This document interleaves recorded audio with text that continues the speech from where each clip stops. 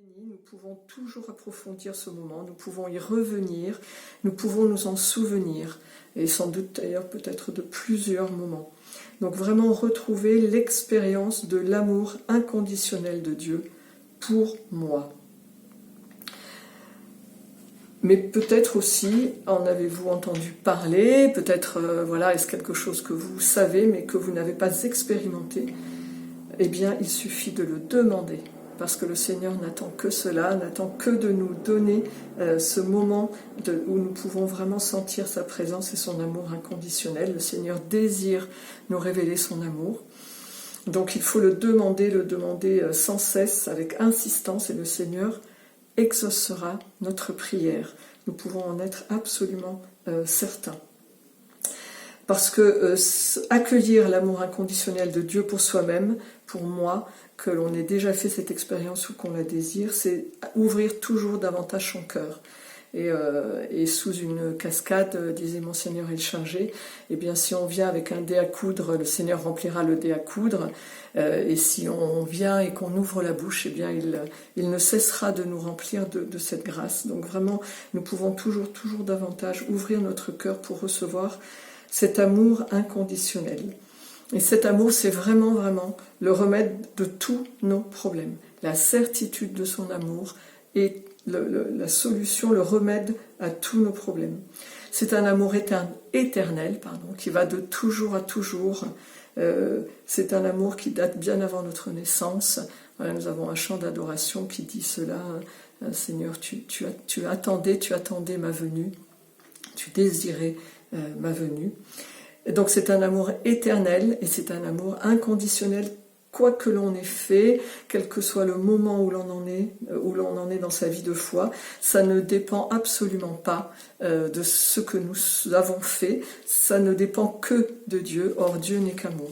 Donc nous pouvons être sûrs que cet amour inconditionnel est toujours présent et le Seigneur est toujours prêt à nous le donner.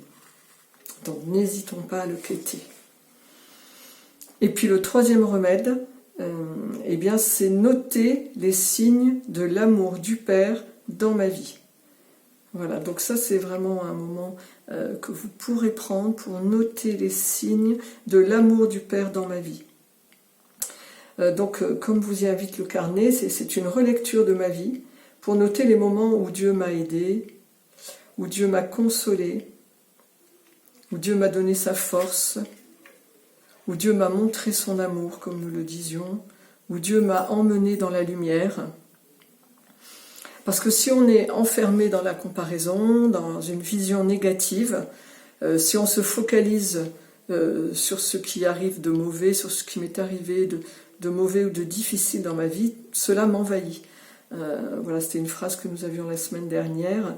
Si on reste sur le négatif, cela prend toute la place. Et cela conduit à la tristesse, à la plainte, à la déprime. Alors que si on se concentre sur tous les moments où Dieu a été présent dans ma vie, même peut-être si on n'en a pas eu toujours conscience, mais maintenant on peut faire un retour. La semaine dernière dans les groupes, je pense que chacun a pu en exprimer au moins un, mais nous en avions chacun plusieurs, le désir de plusieurs qui étaient revenus dans notre cœur. Eh bien, si on se concentre sur tous ces moments, on rentre dans l'amour de Dieu pour nous, dans la gratitude vis-à-vis de son amour pour nous. Donc cela nous permet de prendre conscience qu'il a toujours été là. Et on en est sûr, comme nous le disent certaines paroles de la Bible, voilà, vous en avez quelques-unes dans le carnet. Le Seigneur est mon berger, je ne manque de rien. Sur des prés d'herbes fraîches, il me fait reposer. Il me mène vers les eaux tranquilles et me fait revivre. Il me conduit par le juste chemin pour l'honneur de son nom. Voilà, nous connaissons les paroles de ce psaume 22, mais le Seigneur nous invite à les réentendre maintenant. Les ravins de la mort, je ne crains aucun mal, car tu es avec moi. Ton bâton me guide et me rassure. Voilà, n'hésitons pas aussi à relire ce psaume, à relire peut-être d'autres textes qui nous ont marqués dans les jours précédents, dans les 2 précédentes rencontres sur la gratitude. Voilà, pour vraiment prendre conscience que on peut dire à Dieu, merci Seigneur, j'ai de la chance, tu as toujours été là, même si je ne t'ai pas toujours senti, mais je sais que tu as été là. Donc c'est le moment de peut-être prendre le temps de remplir l'exercice 10, vous verrez qu'il y en a d'autres, mais voilà, aujourd'hui je vous propose l'exercice 10. Donc c'est une liste d'actions dont je suis fière. Alors on vous propose une liste de 10 actions. Bon voilà, elles ne vont peut-être pas toutes revenir, mais si nous prenons le temps, il y a beaucoup de moments où on peut voir que le Seigneur nous a aidés. Donc on peut s'en féliciter, on peut le remercier pour un moment dont on est fier, pour un moment qui a eu de la valeur, un moment qui était grand, un moment qui était beau, un moment peut-être où on a aidé les autres, où on s'est aidé soi-même. Eh bien, maintenant, nous allons prendre le temps de retrouver au moins un moment ensemble. Voilà, peut-être on peut se poser, fermer les yeux si on le souhaite, et prendre 3 profondes inspirations.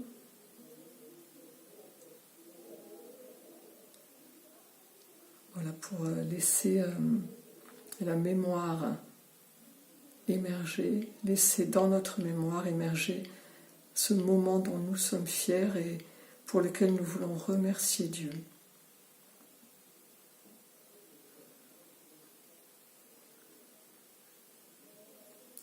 Alors on peut essayer de se souvenir du contexte de ce moment, des personnes présentes s'il y en avait, des détails de tout ce qui nous entourait.